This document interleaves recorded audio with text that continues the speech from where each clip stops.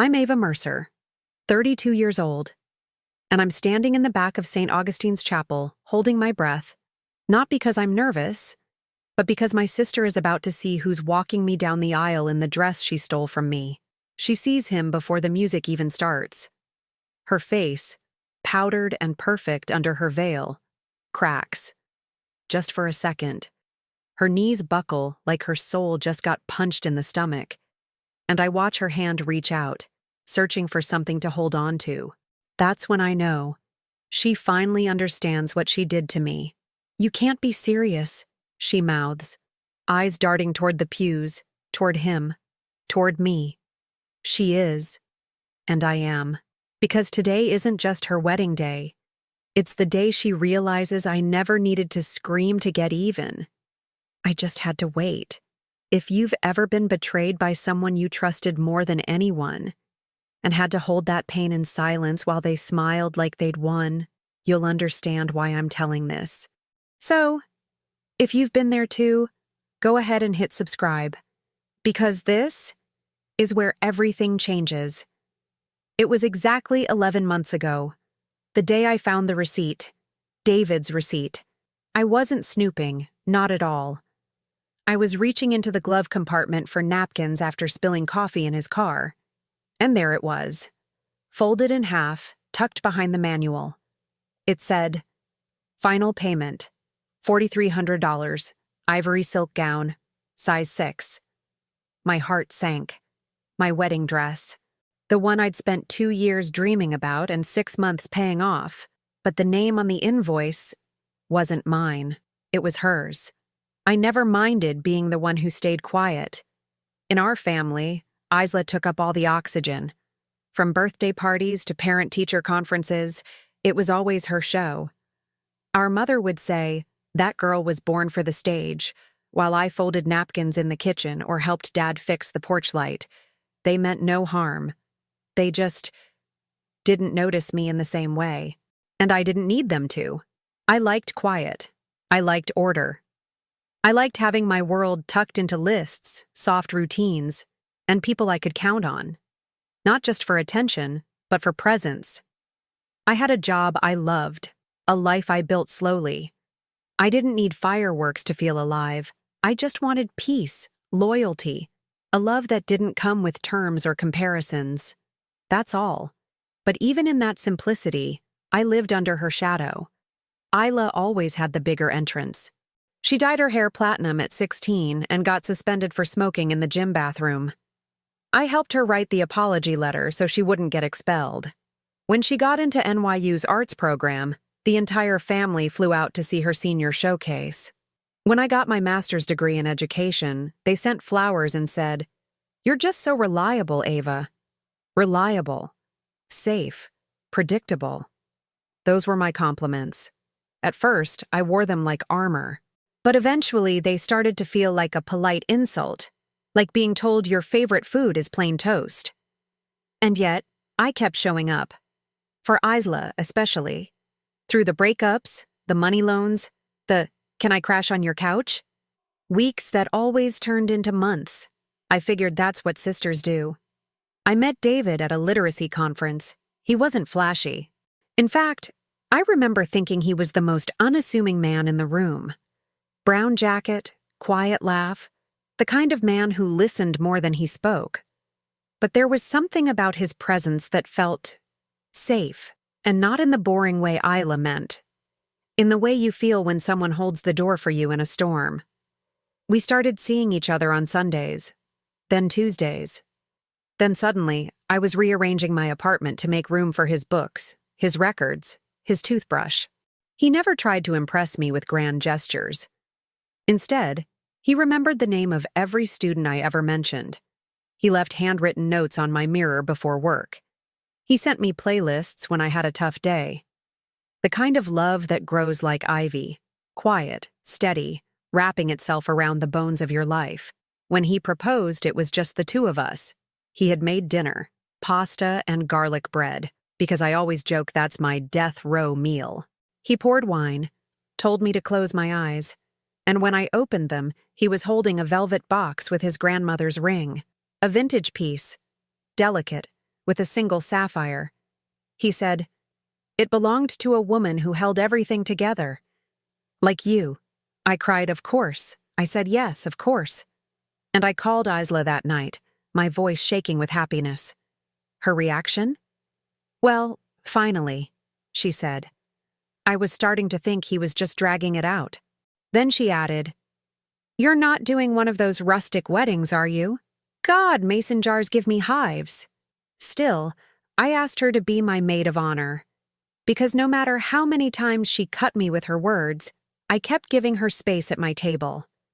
I don't know if it was hope or habit, or just a refusal to believe that blood didn't mean loyalty. I let her help me pick the venue, a small chapel with stained glass windows and ivy-covered stone. I let her veto my first 3-color palettes. She came to the cake tasting, complained about the texture, and flirted with the baker. I laughed it off. That's what I did. Laughed it off. Swallowed things down. Told myself she didn't mean it. Told myself that being graceful meant being quiet. There were red flags. Moments that should have made me pause. Like the time David and I were finalizing the guest list, and Isla walked into the room wearing my bathrobe. She said it was cold. He looked uncomfortable. I looked away. Or the time I caught her scrolling through my Pinterest wedding board, then saw her saving my ideas to her own account. I teased her about planning for the future. She smiled and said, "Just borrowing some inspiration. You don't mind, do you?" Then there was the way she talked to him, always just a little too familiar. The way she touched his arm during conversations. The way she'd say things like, "If Ava ever bails, you know where to find me," with a wink and a laugh. And David? He never encouraged it. But he never stopped it either. Looking back, I wonder if I didn't want to see it. If ignoring the signs felt safer than confronting what they meant. Because if I had asked the question, I would have had to live with the answer. And I wasn't ready to unravel everything I'd built. So instead, I doubled down on being the good one. The easy one. The one who made space. Who didn't accuse. Who held it all together. At school, I poured myself into my students. I started an after-school reading program. On weekends, I made handcrafted place cards and floral mock-ups for the reception. Every part of me clung to that vision of the life I was creating, even as the cracks widened beneath my feet. Then came the dress. It was a Vera Wang gown, not flashy, but elegant. Ivory silk, long sleeves, a deep open back with lace trimming. I'd seen it once in a magazine when I was 25 and tucked it into a folder labeled, "Someday." I paid for it myself, over 6 months. Picked it up, brought it home, and hid it in the back of my closet with cedar pouches and a note that said, "Do not touch." The last time I saw it was a Thursday afternoon. The next day, it was gone.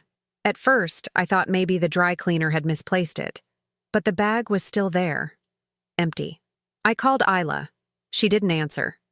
Later that night, she texted, "Don't freak out. Just trying it on for fun. You weren't even home. Chill 3, chill." Like it was a borrowed hoodie. Like it wasn't the one thing I had saved and dreamed of and sacrificed for. I didn't reply. I couldn't. My hands were shaking. She returned it 3 days later, but it wasn't the same. The hem was stained. The back zipper was slightly warped. She shrugged and said, "Guess it wasn't made for me anyway." And yet, I said nothing. I got it cleaned. I told myself it was salvageable. I told myself she didn't mean harm. But something in me began to pull back. A quiet, inward shift. The kind of silence that's not about peace anymore, but about self-preservation. I started watching, listening, and what I began to see unraveled everything. It happened on a Saturday. The sun was warm, traffic was light, and I'd just finished a long morning of teaching a literacy workshop downtown. I felt peaceful, centered, tired in the good way. I was driving home with my windows cracked and a lemonade in the cup holder when my phone buzzed on the passenger seat. A message from Kelsey, one of my coworkers, someone who was sweet but always a little too involved in things that weren't hers. "Hey, didn't know your wedding got moved? Saw this and thought of you. Attached was a photo. Grainy. Zoomed in, a storefront, a mannequin.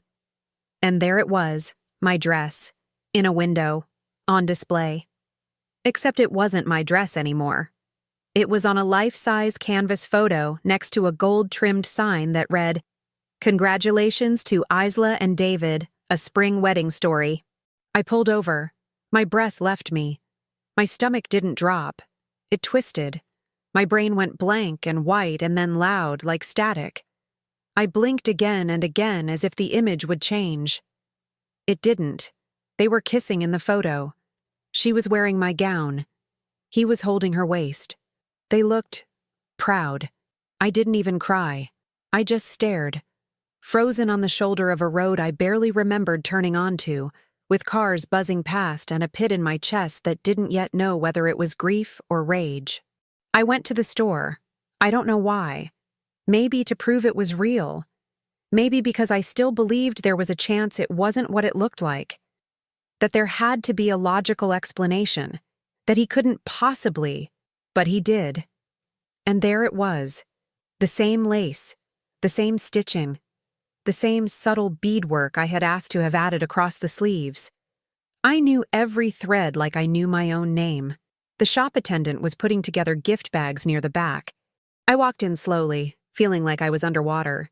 She looked up and smiled. "Oh, are you here for Isla's registry pickup? It's in the back corner." I stopped walking. She tilted her head, confused. "Wait, are you Ava?" My face must have said enough because her smile dropped. I thought you knew," she said. "She said you couldn't make it, and that you gave her permission to use the design since it didn't fit your venue anymore." I left without another word. My hands were shaking so badly I couldn't get my seatbelt clipped for 2 full minutes. I drove straight home. My phone buzzed 5 more times. I didn't check it.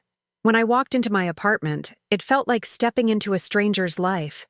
The throw blanket David bought me still draped across the couch, his headphones on the entry table, the mug that said "Best Fiancé Ever" in the drying rack.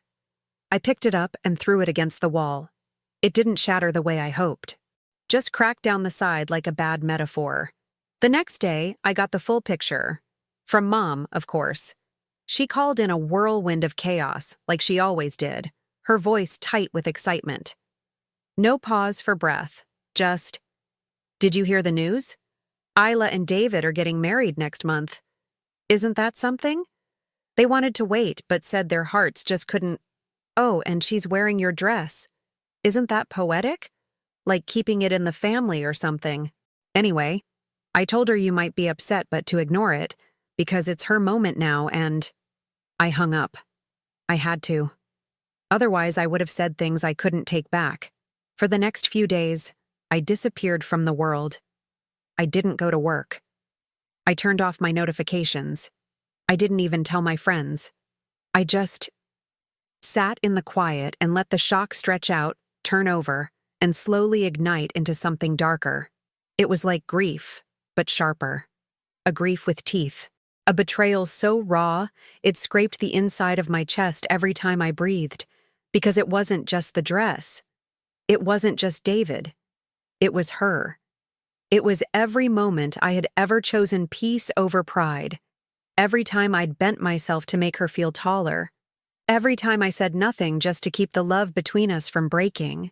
She had been waiting to replace me, and I had handed her the blueprint. The final straw wasn't even the wedding announcement. It was the bridal brunch. Kelsey sent me the link. Isla had posted the whole thing on Instagram, a champagne picnic at a vineyard with floral arrangements in shades of dusty rose and pearl, which, by the way, were my wedding colors. In the photos, she wore a white silk pantsuit and posed with a mimosa and a sash that said, "Mrs. Mercer-to-be." One slide was a boomerang of the group clinking glasses. The caption?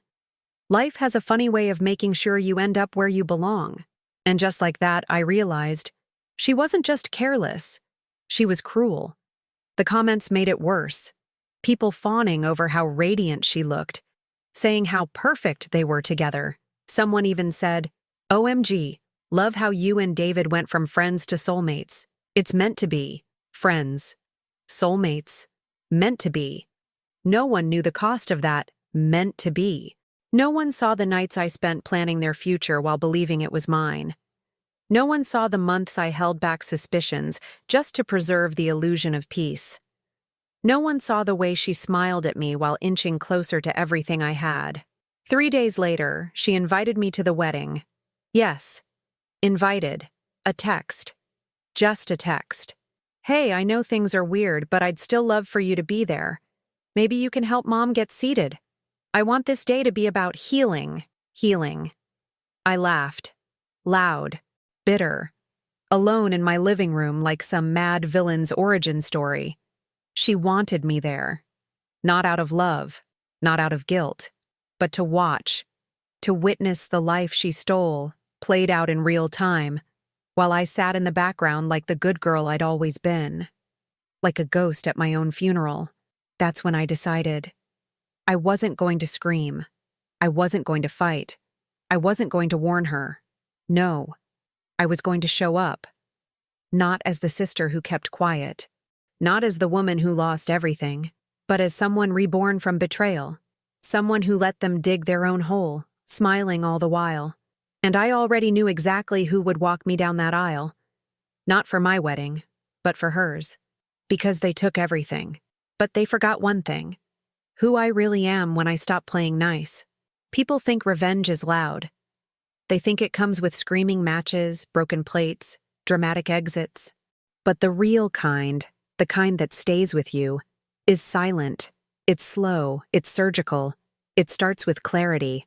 And that's what I finally had. After Isla's message, I didn't respond. I didn't cry. I didn't beg for an apology. I just sat at my dining table for hours, the same place where David once read me poetry off his phone, and made a list. Not of what I'd lost, but of what they didn't know I still had. They thought they'd taken everything. But the truth was, I'd been quietly building roots they never saw. 3 months before the betrayal came to light, I started teaching an evening course at the community college. It was something I did for extra income, literacy and life skills for adult learners. David had once teased me about it, said I was too nice to charge people who clearly couldn't afford it. But I loved it. I never told Isla about it. She wouldn't have cared. And that's what made it so powerful. Because one of my students in that class, she worked for a private law firm. One that specialized in premarital fraud and breach of fiduciary trust. She owed me a favor. Not because I asked for one, but because I helped her write the letter that got her promoted. She'd once said, "If you ever need anything, I'm yours." So I called her. I didn't tell her the whole story. Just the facts. I had been engaged. The fiancé had knowingly used joint wedding funds to plan a separate wedding to another person, my sister, while we were still financially entangled. I had receipts. I had timelines. I had texts. She didn't need the tears. She needed evidence. "I'll draft a statement," she said.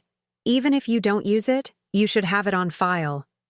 That was the moment I felt something shift inside me. Not anger, not yet. Just power, private power, the kind they'd never suspect.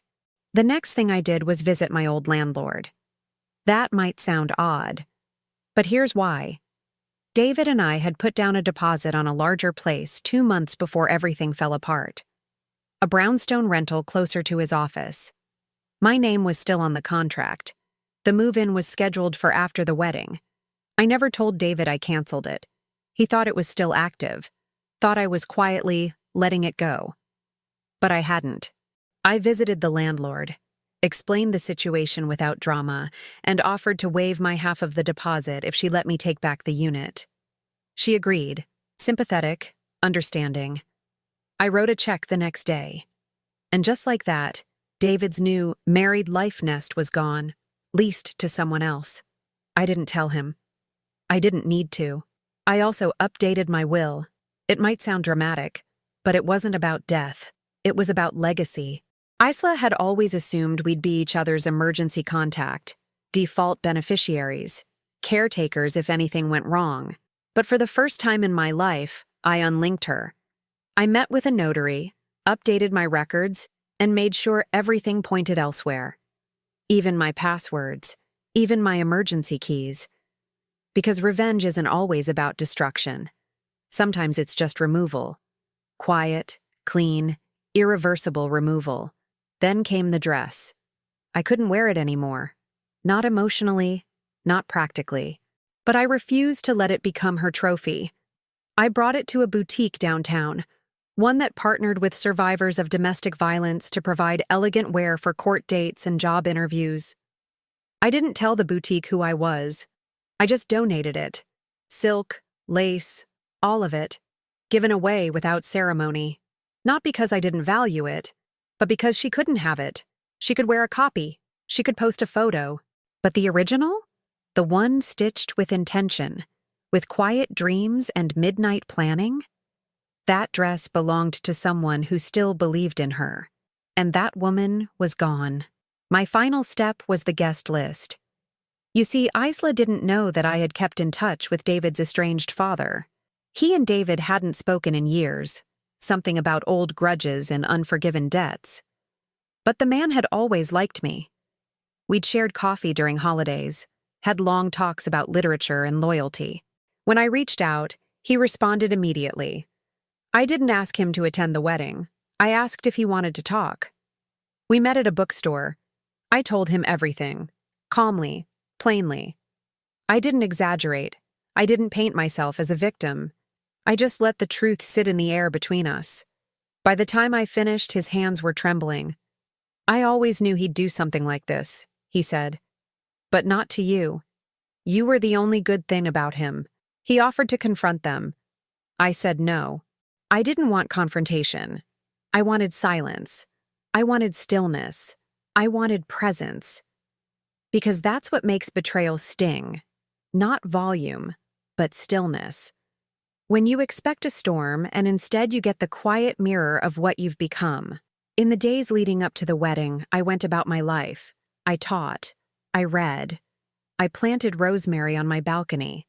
I reconnected with friends I hadn't seen in years. I even got fitted for a new dress. Nothing white, nothing bridal. Just something elegant, unforgettable, mine. I never called Isla. I never told her I was coming. I never asked if my invitation was still valid, because she didn't need to know what I was planning. She just needed to see it unfold. And when it did, when she turned her head down that aisle and saw who was standing at my side, that's when it would hit her. That I hadn't just survived her betrayal. I had rewritten the ending. I arrived exactly 3 minutes before the ceremony was scheduled to begin. No rush. No nerves. Just silence. The chapel smelled like lilies and old wood polish. The same chapel I had once dreamed of walking down in that gown. It had a high ceiling with arched beams, stained glass windows that bathed everything in warm, fractured light. The pews were already full. Isla had gone all out. Guests in pale blush and gold. A string quartet by the altar. Rows of identical cream programs printed with rose foil lettering that read, "The Union of Isla Mercer and David Whitmore." I picked one up as I entered, held it like it was someone else's memory. A few heads turned. I didn't rush to my seat. I wanted them to see me. Not as a victim, but as a woman they hadn't even noticed in the story until now. I wore navy, clean lines, tailored, hair swept up, minimal makeup, just enough to let my expression cut if it needed to. I sat in the very back, alone, purposefully, because sometimes the best vantage point is from the shadows. The music shifted. The string quartet paused, then began again, something light and classical. A signal. People turned toward the doors. The bridesmaids began walking in, all pale and glowing and perfect. Then came the flower girl, then silence. Then Isla. She looked radiant. I'll give her that. She had altered the gown, cinched the waist tighter, added a crystal belt that caught the light like a spotlight begging for applause. She floated, smiling like she was exactly where she belonged, until she looked up.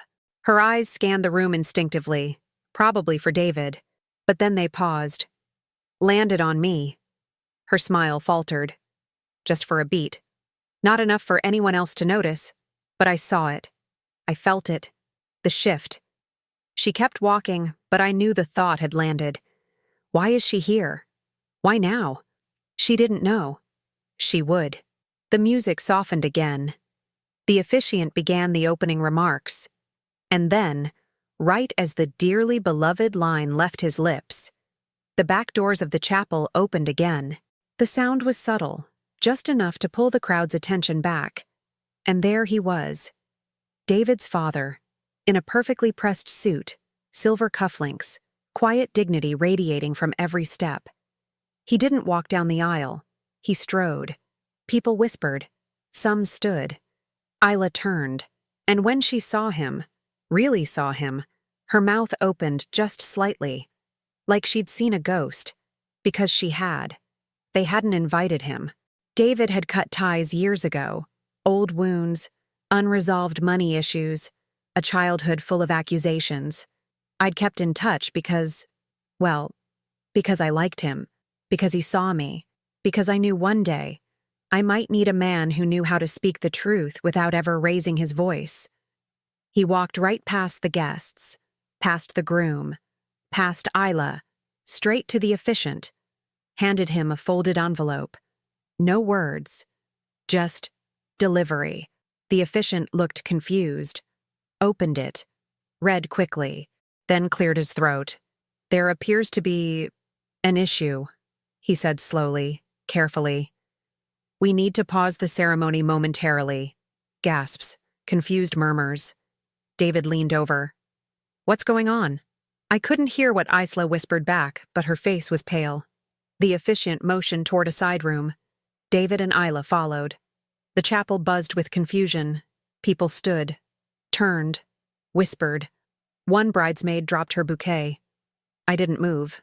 I stayed seated. Because this was the moment I had crafted, with silence, strategy, and stillness. The room emptied by half. Some guests followed the drama. Others awkwardly returned to their seats. The quartet played something forgettable to mask the tension. 15 minutes passed. Then 20. Then a scream. Not loud, but sharp, guttural. I recognized the voice. Isla. And still, I waited. Eventually, the officiant returned. Alone. His face was drawn and tight. Ladies and gentlemen, he began, we sincerely apologize, but the ceremony will not proceed today. Gasps, cries. A few guests stood, stunned. He cleared his throat again. The couple will be in touch with further arrangements. He stepped down. And just like that, it was over. No vows, no kiss, no union. Just the sound of stunned footsteps and a wedding that evaporated in real time. Here's what they didn't know. What no one knew but me, the lawyer, and the man who handed off that envelope. Inside it was a notarized affidavit. A legal declaration from me, detailing the timeline of my relationship with David, supported by receipts, screenshots, bank transfers, and proof that the wedding being held today was funded with misappropriated joint finances from our previously scheduled nuptials. In simpler terms, wedding fraud, contractual liability, potential civil charges.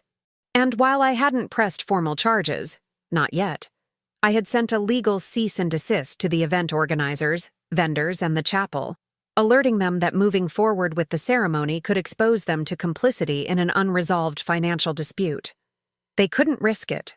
They wouldn't. And so, they didn't. As the guests funneled out, some looked at me. Curious, confused. A few recognized me. One older woman even nodded. A small, knowing gesture. Maybe she'd been betrayed once, too. I stood slowly, collected my bag, and walked out through the same door Isla had entered. No fireworks, no fight, no finale music. Just a vacuum. The silence that follows a truth too big to ignore. Outside, I passed a photographer. He looked stunned, idle, unsure what to do. I smiled at him, not cruelly, just, finally. And then, behind me, I heard my name. Ava. I turned. Isla was storming down the steps, veil in hand, hair slipping out of its perfect twist. Her heels clacked against the stone as she descended, face flushed with panic. "You did this," she said. "You ruined my day." I didn't blink. "No," I said, voice soft, calm. "You did. I just told the truth. David didn't follow her. He didn't even appear. He must have known, deep down, that I had let him walk free far too many times. And now, his moment of reckoning wasn't explosive. It was legal, financial, personal. Because he wouldn't just lose a wedding. He'd lose his job once his HR department received a copy of the affidavit outlining how he misused our shared bank account to pay for a second wedding behind my back. It wasn't about ruining him. It was about showing him what dignity looks like when it finally stops bending. I walked away from her. I didn't need an audience. I didn't need a final line. The ceremony had said enough, because when they think they've won, when they laugh in your face and wear your dress and kiss your almost name in front of your world, they don't expect you to rebuild in silence.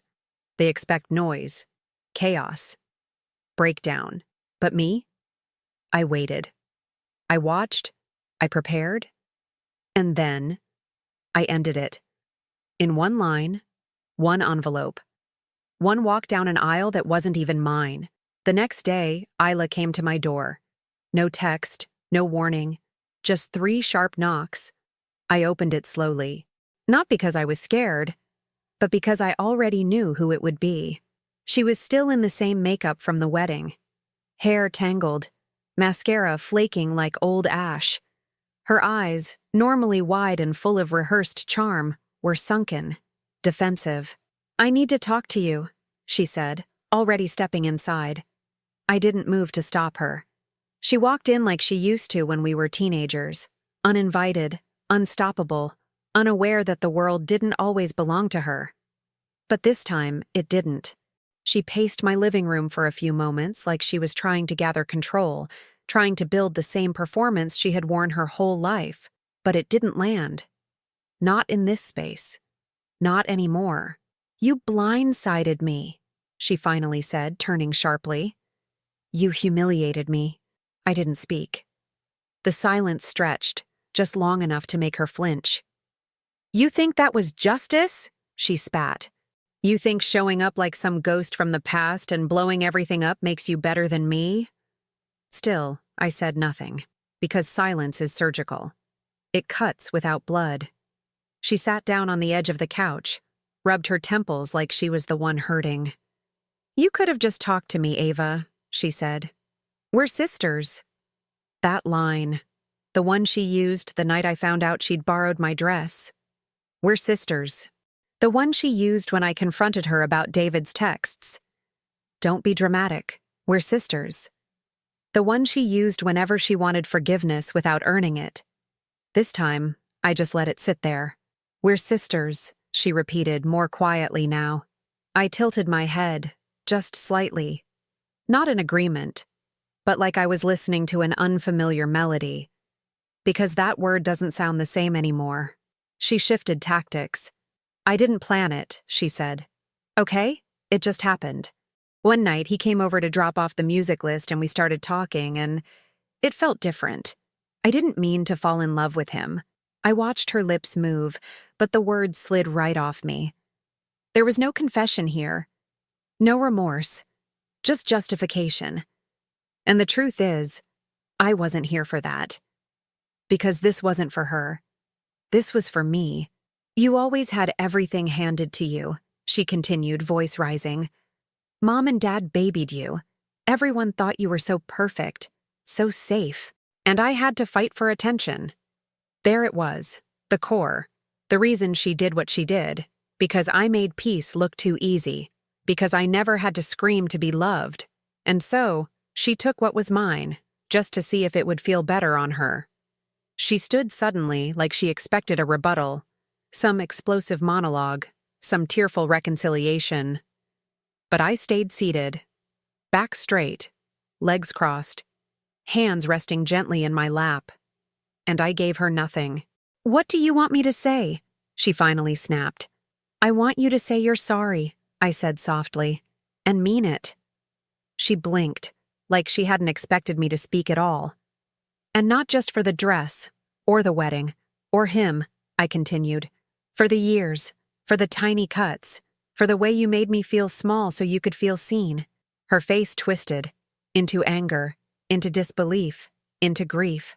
I couldn't tell which. Why now? She whispered.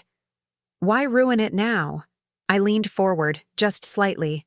Because you weren't supposed to win like that. Not after everything. Not while pretending none of it mattered. She opened her mouth, but I raised my hand. That was enough. Let me show you something, I said. I stood and walked to the bookshelf, pulled out a photo album. Thick, floral patterned, worn at the corners. From childhood. From before everything got messy.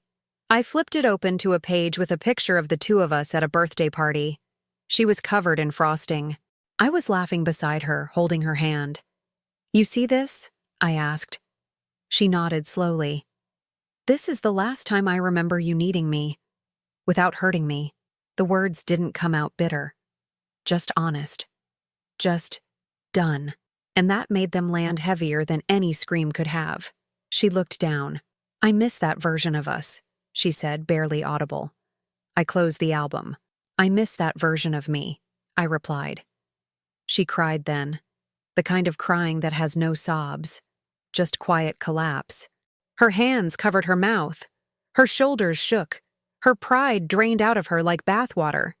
But I didn't move to comfort her. I had spent years being her cushion, her conscience, her cleanup crew. Not anymore. Finally, she stood, straightened her shirt, wiped under her eyes. I guess I deserved this, she said. I didn't correct her. She did. I thought you'd always forgive me, she added. I gave a small, slow nod. That was your second mistake. She looked at me for a long moment. A silence sat between us like fog. Then she walked out. No hug, no goodbye, no promises to change. Just the weight of who she had become. And the door quietly clicking behind her. After she left, I made tea. Not out of ritual, but out of reclaiming. I drank it on the balcony, legs folded, the breeze brushing against the new rosemary I'd planted. Somewhere, I imagined her replaying everything. The silence, the stillness, the words she didn't get from me. And maybe, just maybe, she finally saw what I had carried all these years, and how gracefully I had set it down. That was the real confrontation. Not the explosion, but the mirror. And this time, when she looked into it, she didn't see me. She saw herself. 3 weeks after the wedding that never happened, I mailed a letter. Not to Isla, not to David, to myself. I didn't write it out of sentiment. I wrote it to finish something. It wasn't long, just a page. One paragraph, really, folded neatly and sealed in a white envelope. Then I walked to the little bridge near the park, the one with the wrought iron railing and ivy growing through the cracks, and dropped it into the water below. It floated, curled, and finally sank. No one saw. No one needed to. It wasn't for spectacle. It was for silence. That was the last thing I did for the past. I changed my number 2 days later.